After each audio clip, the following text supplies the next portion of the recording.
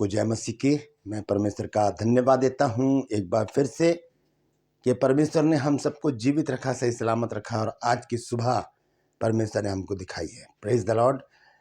मैं आपका दोस्त पास्टर राज मसीह एक नए संदेश के साथ आपके सम्मुख उपस्थित हूँ और आज का जो संदेश है वो बहुत महत्वपूर्ण है। एक गंभीर मुद्दा है जो ज़्यादातर घरों में दिखाई देता है। उसके विषय में आज हम वचन के द्वारा बातचीत करेंगे।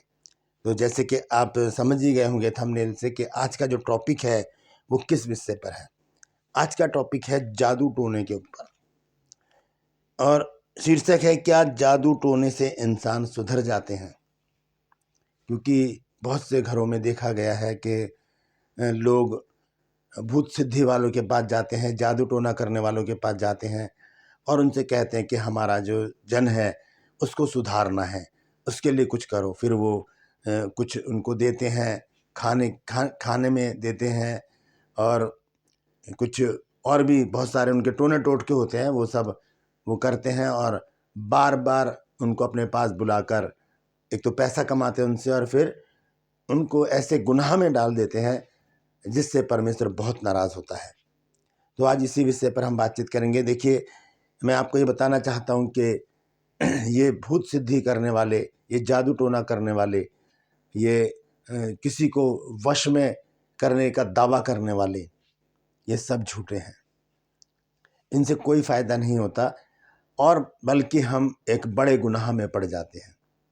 क्योंकि जब घर का कोई सदस्य सुधर नहीं रहा होता तो लोग सलाह देते हैं कि ऐसा करो, किसी सयाने के पास चले जाओ, किसी से कुछ करवा लो ताकि ये सुधर जाए। ऐसा कभी नहीं होता।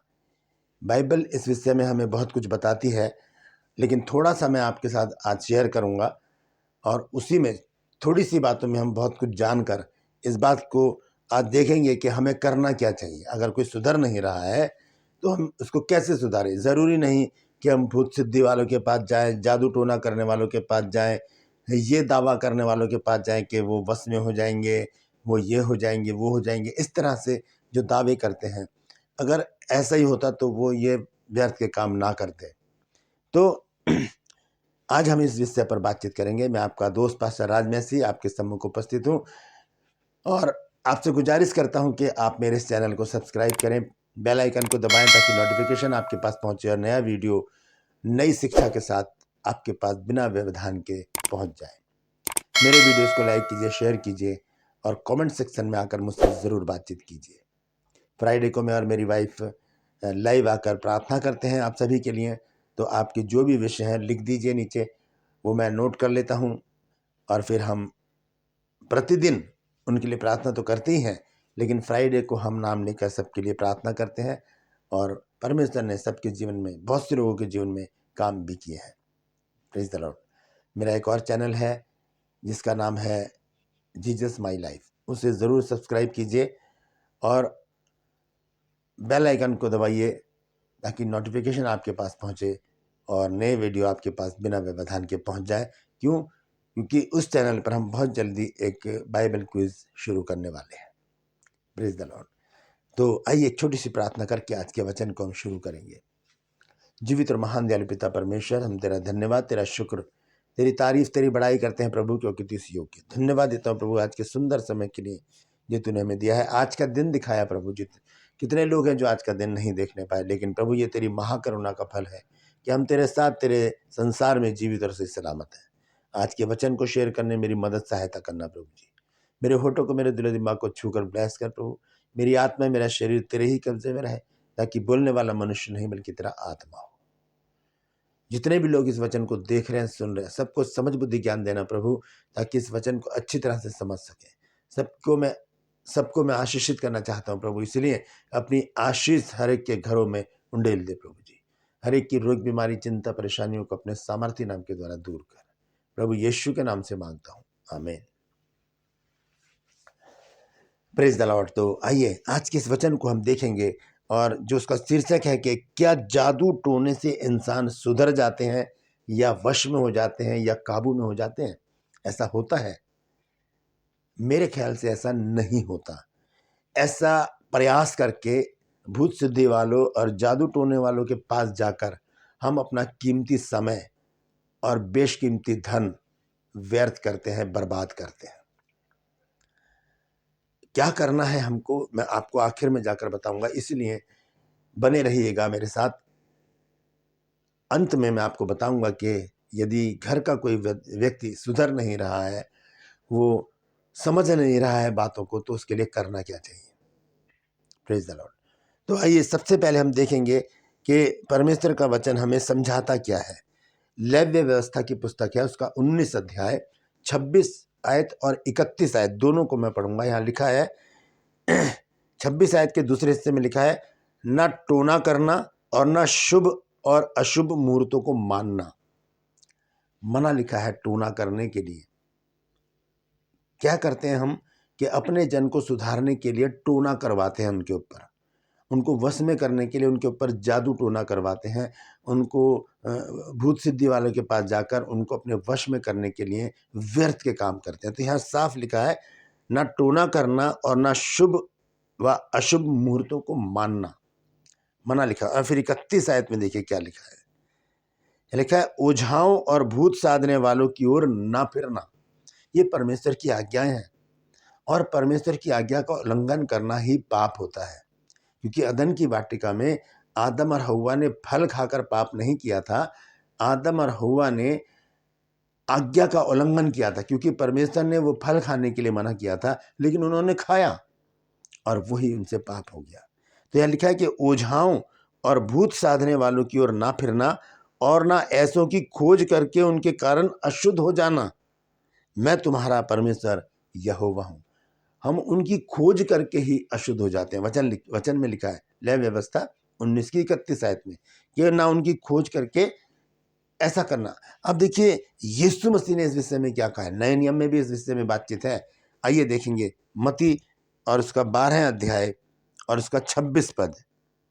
यहां पर प्रभु यीशु मसीह क्या कहते हैं, देखिए कि यदि शैतान ही शैतान को निकाले तो वह अपना ही विरोधी हो गया है, फिर उसका राज्य क्यों बना रहेगा।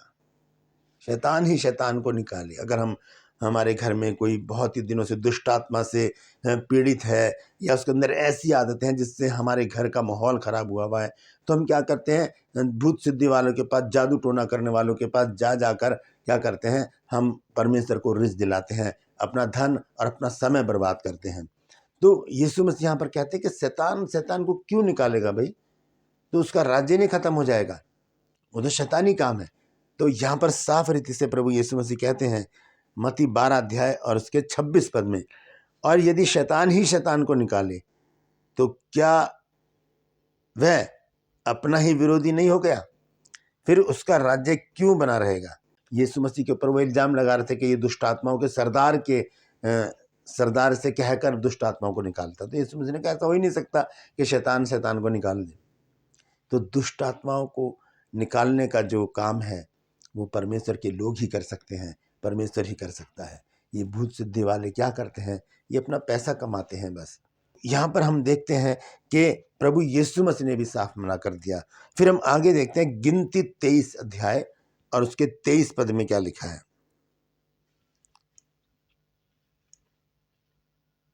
यह इस प्रकार से लिखा है, निश्चय कोई मंत्र याकूब पर नहीं चलेगा। अगर जिसके ऊपर आप कुछ करवाना चाहते हैं, जो लोग करते हैं ऐसा, उनके विषय में मैं कह रहा हूं, वो अगर प्रभु में है तो हो ही नहीं सकता कि उसके ऊपर जादू टोने का असर हो जाए। अगर कोई आपके ऊपर कुछ कराना चाहता है, जादू टोना, भूत सिद्धि वालों के पास जाकर, अगर आप प्रभु में हैं तो आपका बाल भी बांका नहीं हो सकता, आपको कोई छू नहीं सकता। क्यों?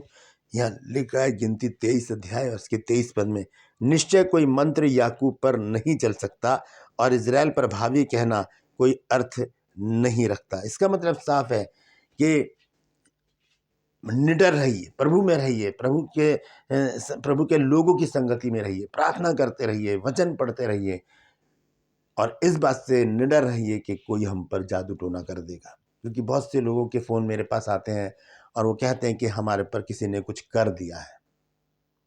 तो प्रभु में बने रहिए, कोई असर नहीं होगा। यहाँ लिखा है, निश्चय कोई मंत्र याकूब पर नहीं चलेगा। कोई कुछ भी करता रहे, कोई कुछ भी करता रहे, पर प्रभु यीशु मसीह अपने लहू के बाड़े में जब हमें छुपा लेते हैं, तो शैतान हो, चाहे जादू टोना करने वाले हों, चाहे भूत सिद्धि करने वाले हों, वो हम पर कितने भी तीर छोड़ेंगे, वो हमारे पास आएंगे तो सही, लेकिन वो वापस लौट जाएंगे। क्यों? क्योंकि प्रभु यीशु मसीह ने हमें अपने बाड़े में रखा हुआ है। Praise the Lord. हम देखते हैं इसका अंजाम क्या है। जब हम भूत सिद्धि वालों के पास जाते हैं, जब हम जादू टोना करने वालों के पास जाते हैं और सोचते हैं कि हमारा जो जन है वो शायद इसी से सुधर जाए। कई बार हम अनजाने में भी कर देते हैं, कई बार हम लोगों के कहने में भी आकर कर देते हैं, और कई बार हमारे मन में ऐसी बात आती है, अरे ऐसा करो तो शायद हो जाए ऐसा। तो इसका अंजाम क्या बताती है बाइबल, आइए उसको देखेंगे। लय व्यवस्था में फिर से वापस चलेंगे हम, और उसका 20 अध्याय और 6 पद में देखें क्या लिखा है। यहाँ लिखा है कि जो प्राणी, ध्यान से सुनिएगा, जो प्राणी ओझाओं और भूत साधने वालों की ओर फिर के और उनके पीछे होकर व्यभिचारी बने, तब मैं उस प्राणी के विरुद्ध होकर उसको उसके लोगों के बीच में से नाश कर दूंगा। तो यहाँ पर साफ रीति से मना लिखा है। इसका अंजाम क्या है ये मैं बता रहा हूँ आपको। हम देखते हैं गलातियों की पुस्तक में संत पौलुस ने भी टोने टोटके को हमारे सम्मुख रखकर कहा है कि टोना टोटका करने वाले परमेश्वर के राज्य के वारिस नहीं होंगे। हम देखेंगे गलातियों की पुस्तक 5 अध्याय और उसके 19 पद से मैं पढ़ूंगा। यहाँ लिखा है, शरीर के काम तो प्रकट है, अर्थात व्यभिचार, गंदे काम, लुचपन, मूर्ति पूजा, टोना। इसमें लिखा है टोना करने वाले। टोना, बैर, झगड़ा, ईर्ष्या, क्रोध, विरोध, फूट, विधर्म, डाह, मतवालापन, लीला कीड़ा और इनके जैसे और काम है। इनके विषय में मैं तुमको पहले से कह देता हूँ, जैसा पहले कह भी चुका हूँ, कि ऐसे ऐसे काम करने वाले परमेश्वर के राज्य के वारिस नहीं होंगे। कितनी ही कोशिश कर लें, हम परमेश्वर के राज्य के वारिस नहीं हो सकते। हमें करना क्या है फिर? आइए अंत में एक वचन पढ़कर मैं समाप्त करूंगा। यशायाह नबी की पुस्तक है, उसका 8 अध्याय और 19 पद में पढ़ेंगे क्या लिखा है। यहाँ लिखा है, जब लोग तुमसे कहें कि ओझाओं और टोनों के पास जाकर पूछो। ध्यान से सुनिएगा, क्योंकि हम फुसलाने में भी आ जाते हैं। लोग हम पर बहुत ज़्यादा दबाव डालते हैं कि ऐसा कर लो तो ऐसा हो जाएगा, ओझाओं के पास चले जाओ, भूत सिद्धि वालों के पास चले जाओ, टोना टोटका करने वालों के पास चले जाओ तो तुम्हारा जन सुधर जाएगा। ऐसा नहीं होता। यहाँ पर लिखा है कि जब लोग तुमसे कहें कि ओझाओं और टोनों के पास जाकर पूछो, जो गुनगुनाते और फुसफुसाते हैं, तब तुम ये कहना कि क्या प्रजा को अपने परमेश्वर के ही पास ना पूछना चाहिए? क्या जीवितों के लिए मुर्दों से पूछना चाहिए? हालेलुया। ऐसा कहने के लिए परमेश्वर का वचन हमें बताता है, ये आज्ञा है परमेश्वर की, कि जब कोई आपको कहे कि अपने जन के ऊपर थोड़ा सा कुछ करवा दो, सयाने के पास चले जाओ और क्या पता इनका जीवन बदल जाए, ये सुधर जाए। ऐसा कोई नहीं सुधरता। अभी एक और बात मैं आपको बताऊंगा कि किस प्रकार से हम अपने जन को सुधार सकते हैं। यहाँ पर साफ रीति से लिखा है कि क्या प्रजा को अपने परमेश्वर के ही पास ना जा पूछना चाहिए? परमेश्वर से ही नहीं पूछना चाहिए?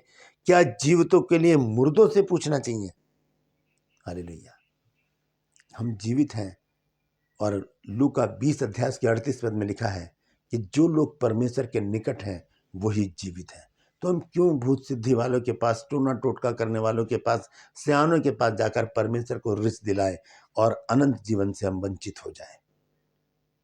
एक बात और है जो हम कर सकते हैं, क्योंकि हम किसी को कहकर बदल नहीं सकते।